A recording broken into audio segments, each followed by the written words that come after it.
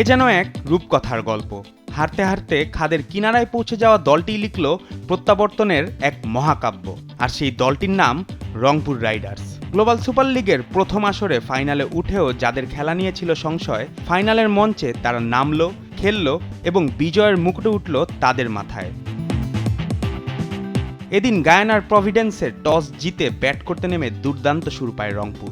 Opening জুটিতে ১২৪ run তুলে ফেলেন Steven Taylor এবং সৌম্য সরকার। ব্যক্তিগত ৬৮ রান করে টেইলর আউট হলে ভাঙে সেই জুটি। এরপর দ্রুত কিছু উইকেট হারালেও অন্য প্রান্তে ঝড় তোলেন সৌম্য।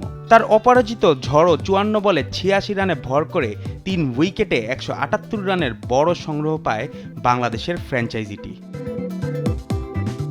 ১৭৯ রানের টার্গেটে ব্যাট করতে নেমে শুরু থেকেই রংপুরের বোলারদের তোপের মুখে পড়ে ভিক্টোরিয়ার ব্যাটাররা। নিয়মিত বিরতিতে উইকেট হারাতে থাকে অস্ট্রেলিয়ার দলটি।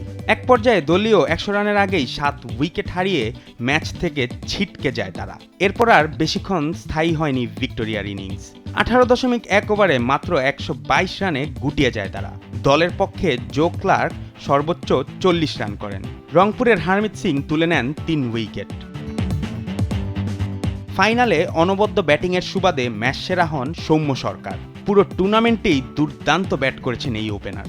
৫ ম্যাচ খেলে টুর্নামেন্টে সর্বোচ্চ ১৮৮ রানও করেছেন তিনি। জিতেছেন টুর্নামেন্ট সেরার পুরস্কারও। ফাইনাল শুরুর আগে অবশ্য সৌম্য, রিশাদ এবং আফিফের খেলা নিয়েছিল সংশয়।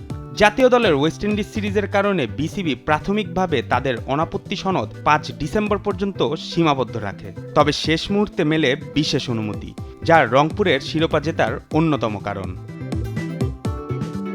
২০১৭ সালে বিপিএল চ্যাম্পিয়ন হওয়া রংপুরের জন্য এটি দ্বিতীয় বড় শিরোপা। সুপার লিগের প্রথম ২ ম্যাচেই হেরে বিদায়ের দ্বার প্রান্তে এসে দাঁড়িয়েছিল রংপুর। এরপর মিকি আর্থার, মোহাম্মদ আশরাফুলদের কোচিংয়ে এবং সোহানদের লড়াকু মানসিকতায় বাংলাদেশের প্রথম দল হিসাবে বিশ্বমঞ্চের কোনো টুর্নামেন্টের শিরোপা অর্জন করেছে রাইডার্সরা। তারা দেখিয়েছে বাংলাদেশের ফ্র্যাঞ্চাইজিগুলো আন্তর্জাতিক মঞ্চেও প্রতিদ্বন্দ্বিতা করতে সক্ষম। জুবায়ের নূর, স্পোর্টস ডেস্ক, দেশ টিভি।